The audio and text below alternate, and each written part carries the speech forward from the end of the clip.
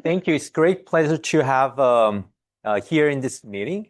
So I will talk about the drinking, diving, shaking, but maybe I will stop at the diving and then I will spend some time, maybe 10 minutes about maybe how mathematicians can explore the interesting problems.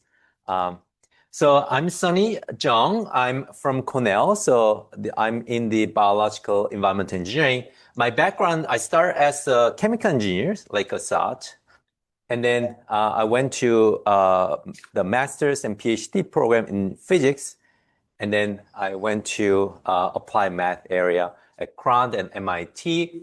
So then by that time, my wife was saying, honey, you are getting away from money. What's wrong with you? So now I'm in the engineering department. But I think I learned a lot of the different areas, but I think I can share with you what I learned throughout my career, and then some interesting problem which might trigger you guys to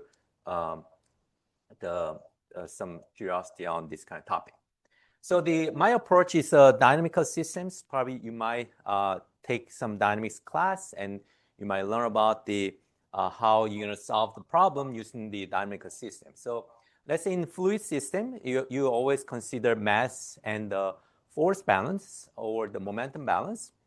And then you're going to have a PDE on this maybe size of the maybe ball or the column, and also velocity as the acceleration depends on the velocity and the shape. And if you assume the perturbation and normal mode, so then you can come up with the dispersion relation, which is the omega, which is a growth rate as function of the wave number.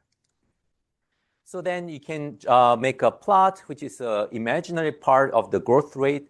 It's going to be the physical growth rate in the time, and the wave number appears, and then you can find out which wave appears in your system. Okay, so that's a typical way to understand this dynamical system. I try to show the examples using this method to understand the animal behaviors. So that's the first part of my talk. Most of the time I spend to understand this one. Perturbation in what parameter? Perturbation on the radius, and also momentum or velocity, which is what I'm going to show the example throughout the talk. Okay. So when some cases your system can be bounded by some physical constraint, so then you need to consider geometric constraint, and you can find which one is the most unstable mode. Okay. So this is people already know about how we use the stability analysis in dynamical system to understand which one is the dominant mode or wave appears in the system. Okay? So first example I will go over is a drinking problem. So why I was interested in the drinking, there are so many different ways for animals to drink. You can see mosquito, they suck the blood up, and also dogs lapping or cat lapping the water. An elephant uses a trunk, or human uses straws to drink water. Okay. If you shuffle these terms, then you can break into two categories. One is the suction mechanism, which is the pressure driven. So how we drink water, we lower the pressure in the mouth, so that's how we suck the water up. The other mechanism animals develop is the lapping mechanism. They use their tongue to create the water column, and they take some part of the water column. Even the small honeybee, you're going to see a little tongue is moving in and out to suck the nectar out of it. Yeah. So it's interesting because if you took fluid mechanics course, we learned two ways to transport the fluid. One way is called the positive flow. You're going to create the pressure gradient, inlet and outlet, then you're going to push the fluid. Okay. The other way to do is a quiet flow. Instead of the pressure gradient, you're going to move the boundary in certain direction, then you can induce the transport of fluid. Drinking is nothing but the transport problem, fluid transport problem. We just transport the fluid into the body. So that's the goal of this drinking. So we find out even though over 300 million years evolution, they come up with those two solutions, which is corresponds to the two fundamentals, the ways to transport fluid, what we learn in fluid mechanics. So in this talk, I will focus on this kind of carnivores. So carnivores, the reason why they developed the lapping mechanism is that they use their mouth to kill other animals, right? They bite down. So then if you want to increase the biting force, so then you need to have a large opening, then you can open your mouth wide and they can kill the large animal, right? So that's why they have a large opening on the side, okay?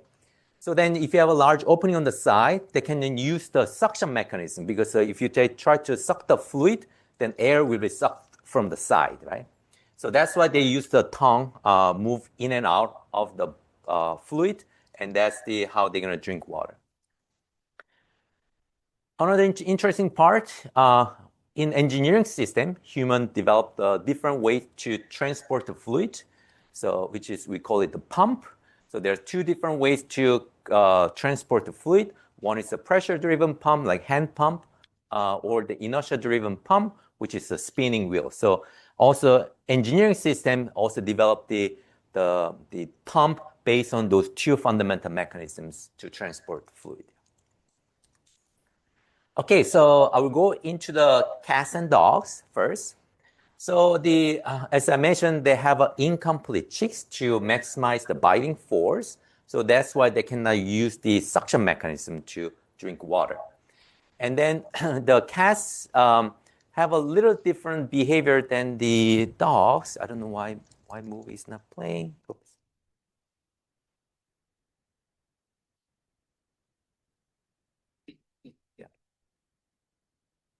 So the cats, you're going to see the nice milk column of the water because the cats are very sensitive, so it's hard for cat to drink a fluid. So how are we going to do it? We add a little like a tuna juice in the milk and also add water, so then they start to drink it. So you're going to see a very nice gentle motion. They're going to create the nice, very high aspect ratio, elongated column of the fluid they're going to create, and they're going to bite down the portion of the water. Okay, so you're going to see a very small contact area with the fluid. However, dogs are quite different. They curve their tongue backward quite a bit, so they form a ladle shape. They smash the water surface. They splash everywhere, and then they create a larger column of the water, and they bite down those columns, which is they have a large water contact area. So this is due to the nature of the animal. So the cats usually hate water, and dogs love the water in general. So they don't care about the splashed water around. Is this like not that much changed across breeds or strains? Yes, I will get back to that. So depending, different, right? yeah. So their kinematics, the frequency and the water contact area varies depending on the breed. Yeah. So usually a bigger dog has a more large contact area because the tongue is larger, and also the frequency is slower. Yeah, for the big animals. So we look at the velocity and acceleration. We find that acceleration is very important, which is about 4 times the gravity, which is a huge acceleration they're going to create. Yeah. So we make a physical experiment to mimic how cats and dogs drink water. So what we do, we use a glass rod, and then we just pull it out of the water using the spring system with a constant acceleration. And we're going to find out the water column is elongated, and then at a certain point, this column becomes unstable due to the gravity, and then it pinches off from the tongue. When you have a different acceleration, you're going to find out the pinch-off location shift from the close to the bath to the close to the tongue. So there is a interesting bifurcation of the pinch-off location. So we make a plot, x-axis, we call it the bond number. It depends on the acceleration, how fast they pull the tongue up. And the y-axis is a pinch-off location. 0 means the pinch-off happens close to the bath. And then the 1 means the pinch-off happens to the tongue. Okay. So if you make a plot, then you're going to see a nice sort of the subcritical bifurcation. So the pinch-off happens close to the bath when the acceleration is very low. But when the acceleration close to 1 and 5, then it switched back to the upper pinch-off location, which is and there's the hysteresis, like there's the transition regions we can see here too. We're not going to talk about this transition, but we have published paper about this part. But we're going to focus on the pinch-off time scale. So that is one of the hypotheses. We are thinking maybe dogs and cats know about this pinch of time, then they're going to modulate their lapping frequency corresponds to the pinch of time. So the equation is simple. We look at the momentum equation and continuity. So one I mentioned, the sort of two PDE we look at. One is the momentum balance. The other is the volume conservation. And then you can perturb the velocity and the radius of the column. And you can get the dispersion relation, which is how growth rate depends on the wave number of the system. So you can find out the most unstable mode, which depends on the acceleration. But I will skip all the details, but you can get the analytical, the pinch of time scale, which depends on the bond number minus 1/3 power. Again, bond number is the ratio of the acceleration to the surface tension. Okay. So this is the scaling we got from the dispersion relation using dynamical systems approach. And then we run the experiment, and also there's some other papers suggest the bond number minus 1/2 power, which is based on the simple scaling argument. And we find out our experiment data follows with the minus 1/3 power, what we predict using the dispersion relation here. And then if you look at the dogs and cats, the data, it follows with the minus 1/3 power quite well, which means the dogs, cats, somehow they know the pinch of time by experience, and then they modulate the lapping frequency in corresponds to the pinch of time. So this is a very boring story. I will just give you quick the take-home message. So how are you going to remember the cats and dogs' different behavior? So this is definition I find what cats feel like when you feed it. So cat thinks the people feed me, shelter me, love me, I must be king. However, dog felt like opposite. People feed me, shelter me, love me, they must be king, I'm working class. And you can think about how royal family drinks water versus how working class drink water. The royal family have a low acceleration, small water content area, and then high acceleration, large content area. I find that we have a king in United States, so you can think about how our king drinks water too. So you can remember all the results I present here. Okay.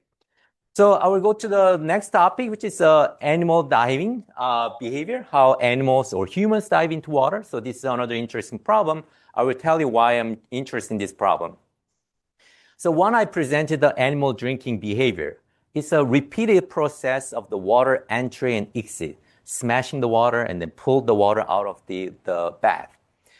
You can also see isolated animal behavior. Some animals dive into water, and some animals jump out of the water. So this is a similar physics they follow, the water entry, water exit problem. This is not new problem to engineering system. People study this problem a lot. When you ride on the boat is smashing the water continuously. So this is a repeating kind of water entry exit problem. And also people study how the isolate the projectile enters water or any kind of the projectile coming out of the water too. So there are a lot of the similarity between this kind of the drinking problem with the diving problem. Okay. One thing I want to investigate is there are many animals dive into water. So I want to classify how diving behavior or the force depends on the shape of the diving front. Like dolphins, they have a very round shape. So I will just call it the convex diving front. And then, oops, I skipped too much. Yeah. And also humans also dive into water with a bare head. So you can see here. Yeah, no, it's all 3D printed, the structure, yeah. So this is a dolphin head and also this human head. And also another classification of the diving front might be the pointy diving front, which is a bird diving. This is kingfisher dive into water to catch the fish on the water, and then just coming out of the water. Since the feather is hydrophobic, so they easily can fly up in the air very quickly. Okay. And also when you dive into water, if you raise your arms, so then you can make a pointy the wedge shape when you dive into water. Yeah. So the force depends on the shape of the diving front. So we find out when you have a convex shape, so then you have a force is slowly increasing because the water contact area is slowly increasing. However, when you have pointy the shape, then the force will increase the more like the convex shape, which is slowly increase over time. So that's a behavior change.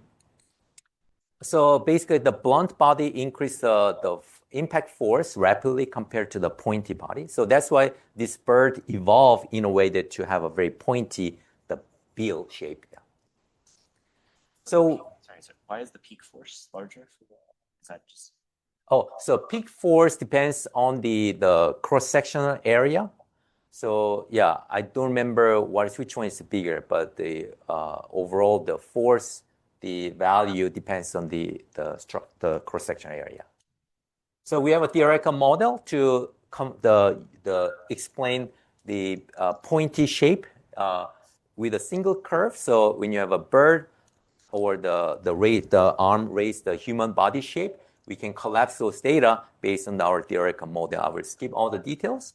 And also, if you have a convex diving front, then you can also collapse all the data into single curve using the theoretical model. And then later, we're going to put the high order correction terms to bring this force down. Yeah. So this is the one study we look at how we can understand how animals dive into water and how much they've experienced the force depending on the shape of the body. Okay. The one interesting the example we investigate was how birds dive into water. This is a gannet. They dive into water about 24 meters per second, which is 55 miles per hour. So I give an example to the students. So you drive your car at the speed of 55 miles per hour, and then suddenly you dive into water at the speed into water. What happened? You will get killed, right? But amazing part of this bird plunge dive at this high speed more than 100 times every day. But they didn't get injured at all. So somehow they have their own strategy to minimize the injury during this diving. So there are many different animals dive into water. So it's called the evolutionary convergency. Even though they are not related, they have a similar behavior. Okay.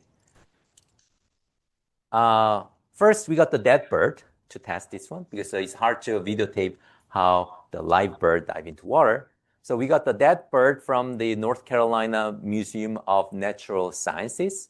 So this is a bird, it's about 1 meter in length. And you can see how small I am compared to the bird. Yeah. And then if you see the video, the bird dive into the shape, they fold their wings backward to reduce the cross-sectional area at the moment of diving. To make this dead bird in that shape, what we do, we froze the bird in this shape in the refrigerator for 24 hours. Okay. And then what we do, we drop this bird into water. Okay. And then we have a very strong muscular postdoc is holding the bird, and then he's waiting for my cue to drop the water. So you can see the postdoc in biology compared to postdoc in math. So he's a very muscular guy. So then we videotape on the side how bird dive into water, and you can see nice air column is formed around it, and then also the airs pockets released from the feathers like this. Okay. So to understand this kind of diving behavior, so we make a physical system to mimic this kind of diving bird. So neck we mimic as an elastic beam. So long neck can be easily buckled. So that's something we are investigating. So we replace this neck by the elastic beam. And then the cone, another parameter we are interested in the shape, the angle of the cone. Okay. So as I mentioned earlier, the bird evolved in a way that to have a very sharp beak. So maybe that's another factor to reduce the injury risk. Yeah. So when you have a very flat cone, then it will likely buckle compared to the sharp cone. And also when you have the high speed dropping, then it will likely buckle compared to the low speed dropping case. So what we do, we have the beam system is connected to the cone on the bottom, and you can write down the Euler beam equation. So Y is this displacement from the equilibrium shape, and then the F is the force at the cone. Okay. And then we use the normal mode and dispersion relation. We can find the most unstable mode, and you can find out what is the critical velocity of diving to avoid the injury of the buckling on the neck. So it's kind of Euler beam buckling problem. So that I use to understand the injury injury risk for the bird. Yeah. So when you make this plot, so upper triangle is a stable regime where the bending resisting force is higher compared to the inertia force, and the lower regime is unstable mode, which is the inertia is dominant over the bending resistance and other terms.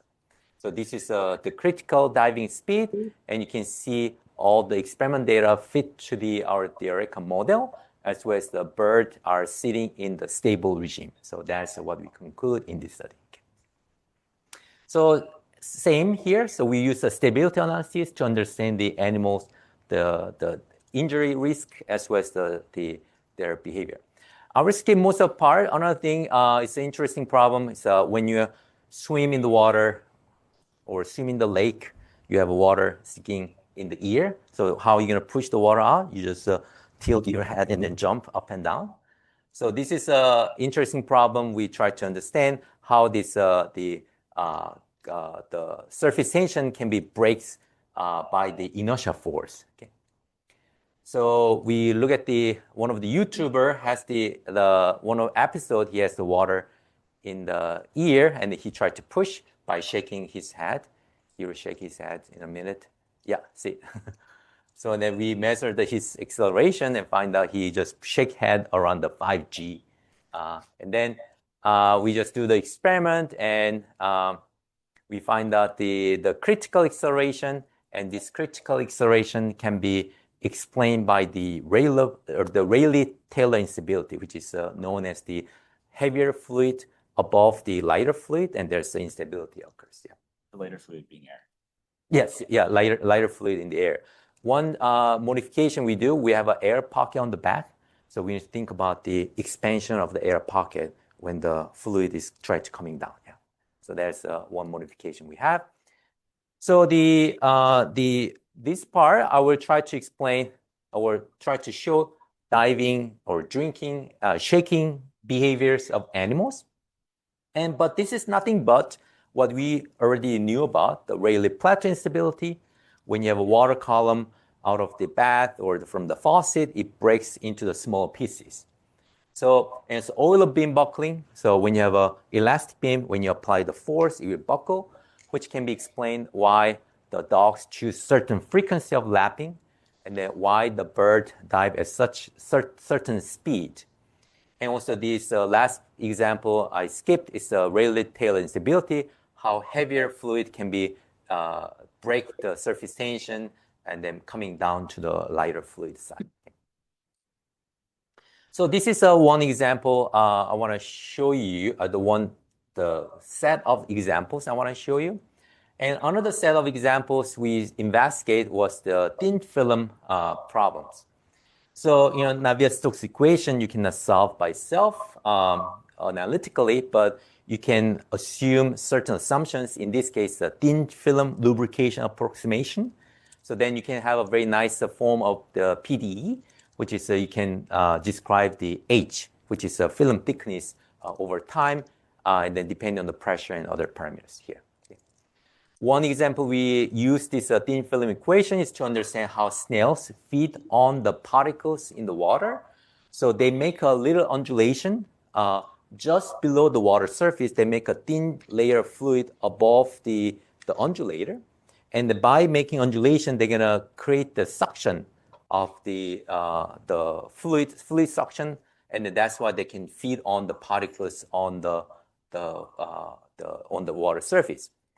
Another example, when you have a beet in salad, you might take a look at carefully when you put the beet chunk in the juice, the pink juice on top, you're going to see this rim form around the beet. So this has been found, observed by some of the person in the 1960s, but they couldn't really explain what is going on. This can be explained by the thin film equation, what we described. So this kind of the drainage of this the thin film can last longer because you're going to have a nagging of the thin film. So it takes longer time to fill in this small the nagging region of the thin film. Yeah. And the last part is the jacuzzi problem. So when the bubble is impact on your body, so you're gonna feel like a little tickle.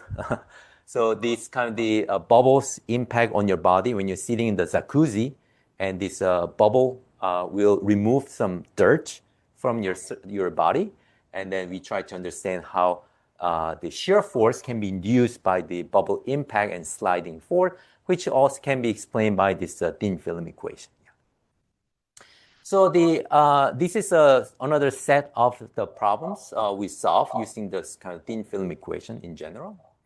So I want to tell the story like especially for the young researchers. So think about what is the core skill, and then I would suggest try to look for the problem instead of waiting for the problem come to you. So I tried to use the image of the Batman because yesterday saw it, and then these guys talk about the Batman. But I was thinking about Batman.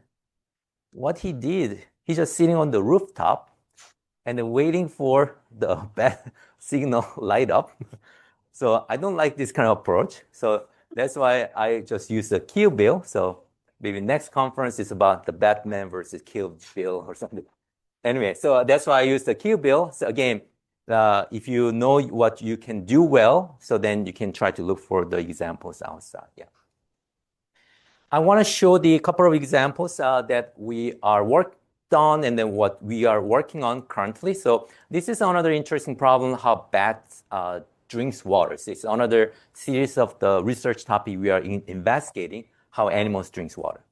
So this bat never really sit on the ground to drink. So they just fly close to the water surface and they put the jaw and the tongue in the water and take a sip of the water. When we look at this behavior, so now it's a flapping motion. So we ask question whether this flapping motion is unique for the animals with the muscles only. And then we find out another example, like a passive flapping can be induced using the paper airplane. So we find out there's the German guy. He has a book about the paper airplanes. So he has so many different paper airplanes he developed, and one of paper airplane is about flapping paper airplane. So we investigate we are investigating about the flapping paper airplane. So everything is passive. So if you use the right elasticity of the wing as well as the right shape. So then if you make a fly, then you will start to flap. So as you can see here. So this is another interesting problem. So when you see some the example in nature, we always ask questions. Sometimes it's very stupid, especially to the biologists. So biologists never ask questions like why animals flap with muscles, right? So it's a very obvious to them, right? So, but we ask this question. Another aspect of the question we are interested in is multitasking. So we believe humans can do multitasking, which is our unique capability, but it's not, right? So example that I show you here, the animal, the bat drinks water on the wing, which means they are flapping while they're drinking water, right? So they are doing the multitasking. And it's interesting, we didn't investigate that one yet, but there might be optimized to the behavior. So how they're gonna optimize if you have two behavior have a different the efficiency plot, right? So you need to find the mid ground, right? We also look at this kind of problem. I find that a lot of people work on the low Reynolds number stuff, so that's why I just have this example to you. we try to understand how paramecium can swim while they're feeding. So paramecium has a little pocket on the side, so they need to collect the food particles. So, and then we find out due to the asymmetries of the front part and the back part, so, paramecium used to have a very fat, the posterior than anterior. So then you're gonna create the more flux toward the anterior part than posterior part. We are also collaborating with the people in India, so they also simulate what they do. They have a passive particles with a active pusher. So this is close to pusher because again, the posterior part is thicker than the anterior part. So when they have a bunch of passive particles and the pusher is moving around, so then the passive particles are sort of coming toward the anterior part. And then just later you push down, but you're going to see the accumulation action can be happen. So we try to understand whether these animals can be optimized in a way that to perform the two concurrent tasks. Related to this, we also use the Marangoni streamer and then how they're going to move in the bath with the passive particles. So we also try to understand how active and passive particles are interacting with each other. So then you're going to see nice the orbital motion you're going to see. So in the Petri dish. So this is another topic we are investigating. What caused this kind of orbital motion and how we're going to describe this orbital motion too. So these are about the low Reynolds number stuff. And then also we studied the spore disposal too. So how spores can be dispersed by the raindrop impact. So you're going to see the vortex ring generated by the raindrop impact. Then it can create the strong shear on the surface. Then it can liberate a lot of the spores up in the air. And also we look at the cutting onions. When you cut onions, what happened? So I know yesterday they talk about the cell, the cell development of the cells. So in this case, we try to see how cells are rupturing. So when you cut the onion with a knife, this depending on the bluntness of the knife, you're gonna induce the different stress on the onion cells, and then depending on the stress, the onion cell will create the strong explosive the force, then it can cause a lot of the splash happen. So this is what we studied in this the topic. Also, last is about the drying plant. This is another topic we are working on. So we try to look at how the plant get dried. So you're gonna see if you look at the single leaf, then you're gonna see the folding behavior. So this is sort of the active matter, but in the 2D form. So how this the sheet deform its shape depending on the water content inside. So those are the topics we are working on. All right, thank you. Yeah.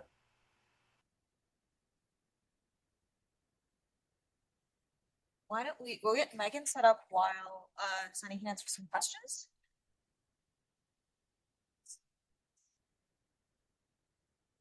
If we lived in a different world where water was not the main thing that assists life, how would cats, dogs, animals sip or dive through honey? Or you showed ethanol, right? Right. But how much of this can be retold by changing some names with impunity? On your plots, if we were in that different world, and how much would materially change due to the eccentric properties of water? That is a great question. I don't have an answer for that, but all of this is the gravity is the destabilizing force, right? So without the gravity, because it's pulling down. Without the gravity, animals can drink more, but maybe it's too much. So, but I don't have any good answer. Maybe they might change the frequency of the lapping. Yes. The same animal be at different parts of this, different sides of this instability threshold, either because of different environments or different times of life. So, for example, maybe the diving bird, when it's young, has a different tone. Yeah. So you're talking about the learning, right? Yeah. So we haven't really investigated that one, but it's a great question. So, I mean, at the low Reynolds number community, they look at how bacteria is moving from the less viscous to the the more viscous the environment, then they struggle in the beginning, they learning, and they just swim in the other environment. So there's a learning that happens to the animals, but we didn't really look at in these animals because we have a limitation for really test with the animals. Yeah, and also dogs. I mean, there's a lot of protocols you need to follow. We try to do PIV by putting the little the crumbs in the water, but they don't approve for us to do. Yeah. Oh, the IRB doesn't approve, or the dog doesn't approve? No, the university won't approve. And also we try to lower the surface tension, so alcohol is one option, but of course.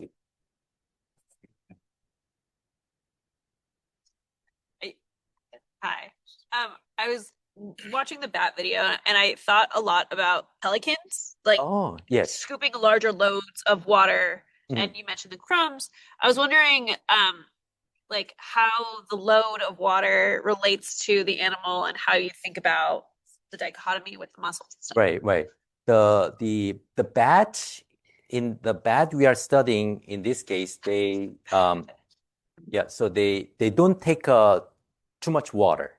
So they have only sip of the water. There's an interesting study about the vampire bat. So they suck the blood. So they have too much weight, body weight. So then they have developed a very efficient kidney the organs. They urinate while they're sucking the blood. So they take all the nutrients quickly, and they lower the body mass. Yeah. So yeah, but I mean, we didn't really look at that aspect, but it's an interesting question. Yeah. Thanks. Thank you. Thanks. Thank you. Thanks.